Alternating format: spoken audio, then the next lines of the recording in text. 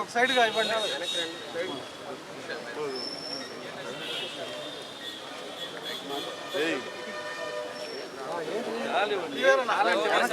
అనుకున్నాయి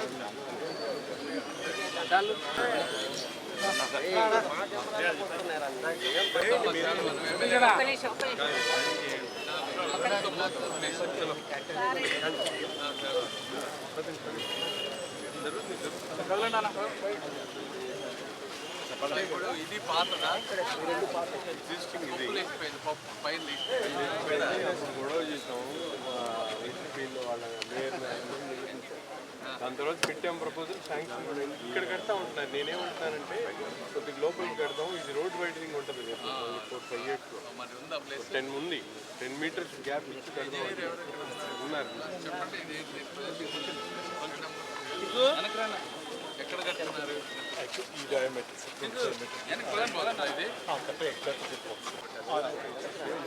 line white line మార్చుకుంటారు. ఎందుకంటే daily distribution అంటే ఇక్కడి నుంచి ముందు డిస్ట్రిబ్యూషన్ లైన్ షిఫ్ట్ చేసుకొని తర్వాత ట్యాంక్ అది దాని పరిస్థితి అది ఇక్కడ వద్దు అంటున్నారు. ఆ ఏరియా ఇంకో ఏరియాలో ఇది ఒకటి స్ట్రక్చరల్గా కూడా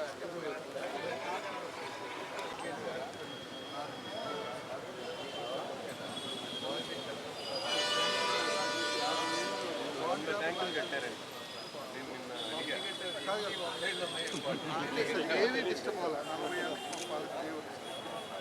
మరీ లెస్లు అలా మనం అసలు ఏమి దీంట్లో కాంప్రమైజ్ డ్రాయింగ్ ఎలా ఉంటే అలా వెళ్ళిపోతుంది. అలాగే స్టీల్ అను కాంక్రీట్ ఎందుకంటే ఎక్కడో జరిగింది మామూలుగా దాని తోడు లోపల వాటర్ ఎప్పుడు మెయింటైన్ చేసేవాళ్ళు కదా సార్ అప్పుడు. ఇప్పుడు దానితో వాటర్ ఎప్పుడు పడి పొగ దానికే టచ్ అవుతా ఉండేది. ఇప్పుడు పెయింటింగ్స్ అని కొత్త కొత్త టెక్నాలజీ రావడం ఎపాక్సీ పెయింట్స్ అని వేస్తారు సార్ లోపల టాప్లో కూడా. మనం కవరింగ్ కూడా పెంచాం కదా సార్, కాంక్రీట్ కవరింగ్ కూడా లేయరింగ్ పెంచారు. పెయింట్స్ వేస్తాం సార్. గబుక్కునే రస్ట్ బట్టి పాచి అవి పట్టకుండా లైఫ్ ఉంటుంది సార్. 50 years ఏమో అసలు డౌట్ లేదు సార్. ఎక్కువ అయ్యేది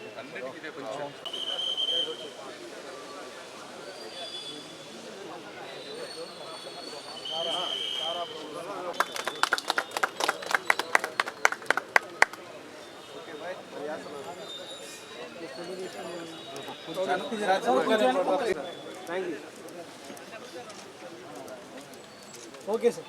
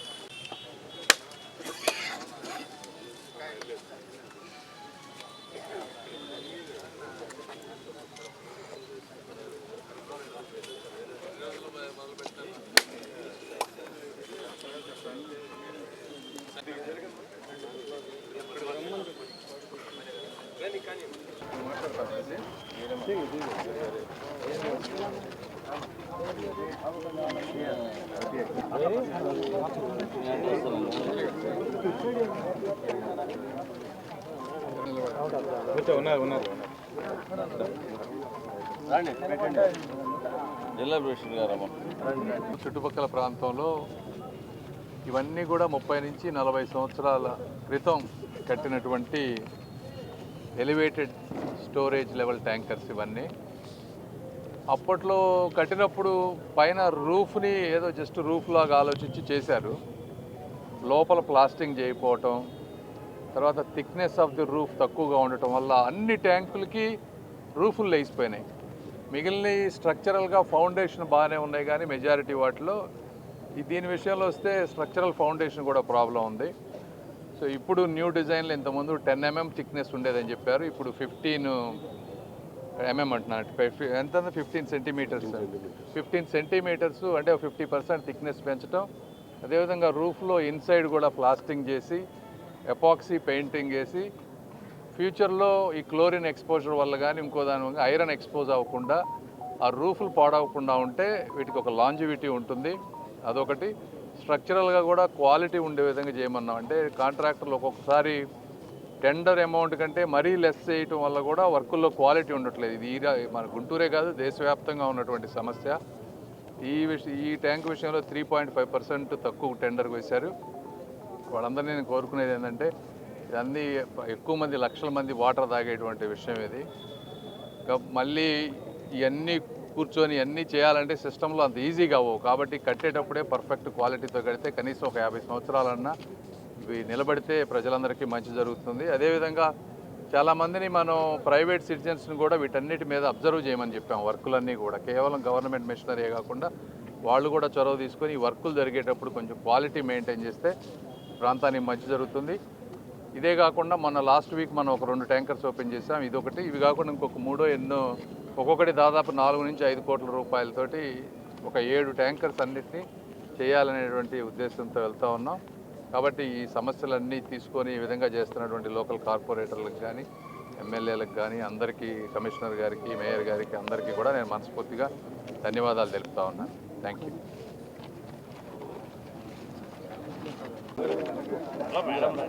అందరికీ నమస్కారం. ఈరోజు గుంటూరు తూర్పు నియోజకవర్గంలో దాదాపు 30 సంవత్సరాల పై చిలుకుబడి ఉన్నటువంటి కన్స్ట్రక్షన్ చేసినటువంటి ఈఎల్ఎస్ఆర్ని ఈరోజు పునర్నిర్మాణం చేసుకోవడానికి శంకుస్థాపన చేసుకోవడం జరిగింది. గౌరవ కేంద్ర మంత్రివర్యులు పెమ్మసాని చంద్రశేఖర్ గారు ఈ కార్యక్రమానికి ముఖ్య అతిథులు ఇచ్చేసి శంకుస్థాపన చేయడం జరిగింది. ముఖ్యంగా గుంటూరు తూర్పు నియోజకవర్గంలో ఉన్నటువంటి 9 ఈఎల్ఎస్ఆర్లో బీఆర్ స్టేడియం అతి ముఖ్యమైనటువంటి ఈఎల్ఎస్ఆర్. దాదాపు దశాబ్ద కాలం నుండి దాని పైకప్పు పూర్తిగా శిథిలావస్థకు చేరినటువంటి పరిస్థితులు.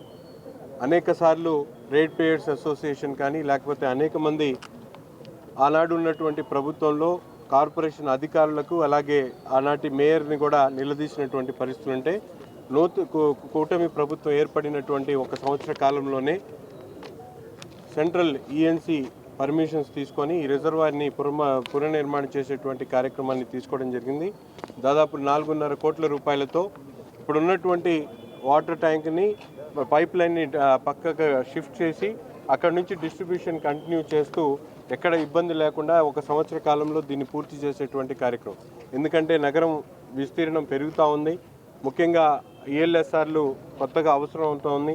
రాబోయేటువంటి అమృత్ 2.0 స్కీమ్ కింద అనేక ఈఎల్ఎస్ఆర్ని డిమాండ్ చేయడం జరుగుతూ ఉంది. వాటిని అన్నింటిని కూడా ముఖ్యంగా ఆర్టీసీ కాలనీ లో టైలైన్ పాండ్ అండి, అక్కడ వాటర్ సప్లై కొద్దిగా తగ్గుతూ ఉంది అని ఇంకో ఈఎల్ఎస్ఆర్ కూడా తప్పకుండా ఆర్టీసీ కాలనీ వైపు కూడా ప్లాన్ చేసుకోవడం జరుగుతూ ఉంది.